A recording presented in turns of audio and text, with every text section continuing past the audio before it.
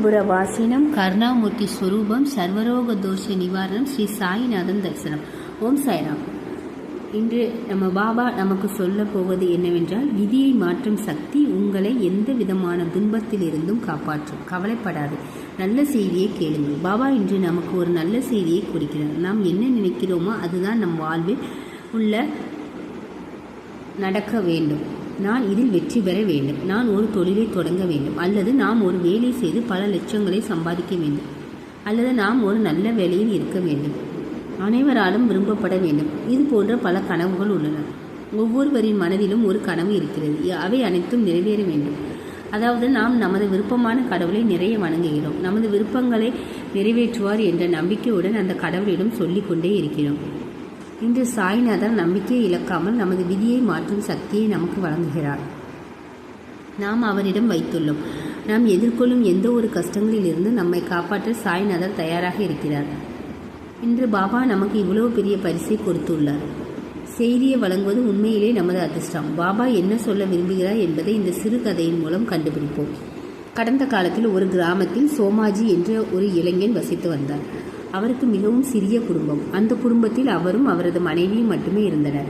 பல நாட்களுக்கு பிறகு அவருக்கு ஒரு குழந்தை பிறந்தது. ஒரு ஆண் குழந்தை பிறந்தது. அவர் மிகவும் மகிழ்ச்சியாக உணர்கிறார். ஒரு நாள் காலையில் ஒரு துறவி அந்த மனிதன் வீட்டிற்கு வந்தார். பிக்ஷாந்தேகி என்று கூறுகிறார். சோமாஜி துறவியை வீட்டிற்கு அழைத்து அவரை வரவேற்கிறார்.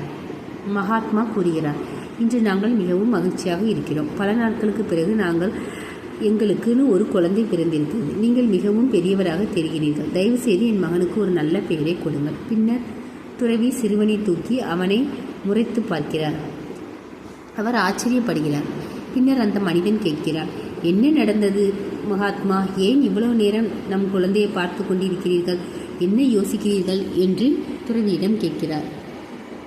உங்கள் மகன் மிகவும் அதிர்ஷ்டசாலி என்பதால் நான் மிகவும் மகிழ்ச்சி அடைகிறேன். உங்கள் மகனின் விதியில் ராஜயோகம் எழுதப்பட்டுள்ளது என்று அவர் கூறுகிறார். பிறகு அந்த நபர், என்ன துறவி சொல்கிறீர்கள்?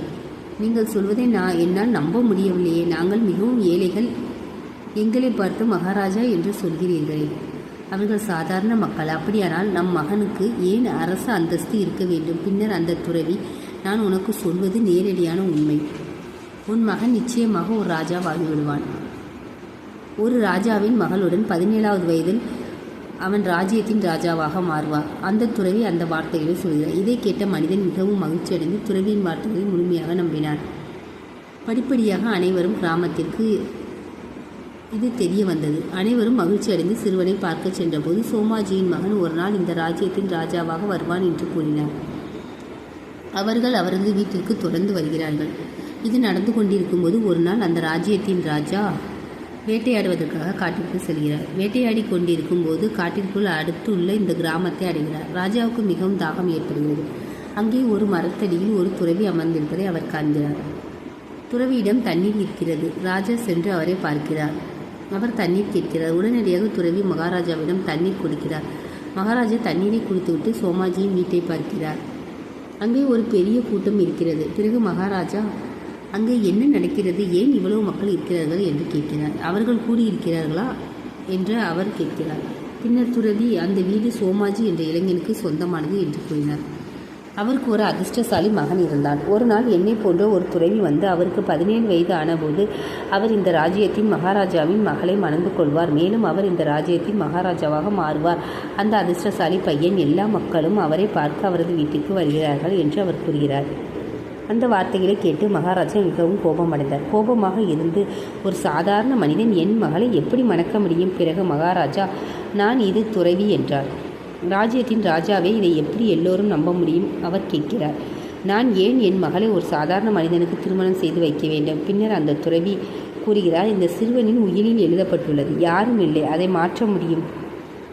பின்னர் ராஜா கோபமடைந்து, பெரிய கடவுள் எழுதிய உயிரை நான் உனக்கு காண்பிப்பேன் என்று கூறுகிறார். அவர் சொன்னது போல் பையனின் விருப்பம் என் மகளை திருமணம் செய்து கொள்வதாக இருந்தால் நான் அதை மாற்றுவேன். நான் அதை உறுதி செய்வேன். அது நடக்காது என்றார். பின்னர் துறவி, நீ என்னை நினைவில் கொள்கிறாய், நான் உன்னை நினைவில் கொள்வேன். அடுத்து என்ன நடக்கும் என்று கேட்கிறார். அவர், என்ன நடக்கிறது என்று பார்ப்போம் என்று கூறுகிறார். அவர் துறவியை வணங்குகிறார். அங்கிருந்த ராஜா தனது அரண்மனையை அடைகிறார். இரவில் ராஜா தூங்க முடியாது. அதை பற்றி யோசிக்கிறார். துறவிகள் அவரிடம் உண்மையை சொல்கிறார் என்றால் துறவி சொல்வது நடக்கும். இல்லை இல்லை இல்லை, நான் அதை நடக்க விடவே மாட்டேன். மறுநாள் காலை அவர் தனது மாறு வேடத்தை மாற்றிக்கொண்டு சோமாஜியின் வீட்டை அடைகிறார். இதை பார்த்த சோமாஜி வெளியே வந்து, நீங்கள் யார், உங்களுக்கு என்ன வேண்டும் என்று கேட்டார். பின்னர் மகாராஜா கூறினார், நான் ஒரு பெரிய வியாபாரி. நான் பக்கத்து கிராமத்தைச் சேர்ந்தவன். நான் மிகவும் பணக்காரன். பலர் நான் என்று சொல்கிறார்கள். இந்த வீட்டில் ஒரு அதிர்ஷ்டசாலி பிறந்ததாக நான் கேள்விப்பட்டேன். அவர் கேட்கிறார், அந்த குழந்தை ராஜயோகத்திற்கு விதிக்கப்பட்டதல்லவா? பின்னர் அந்த மனிதர், ஆம், நீங்கள் கேட்டது உண்மைதான். ஒரு துறவி கூறினார், இதை எங்களுக்கு கொடுங்கள். பின்னர் ராஜா, நான் உங்களுக்கு சொல்கிறேன் என்றார். ஓம் சாய்ராம்.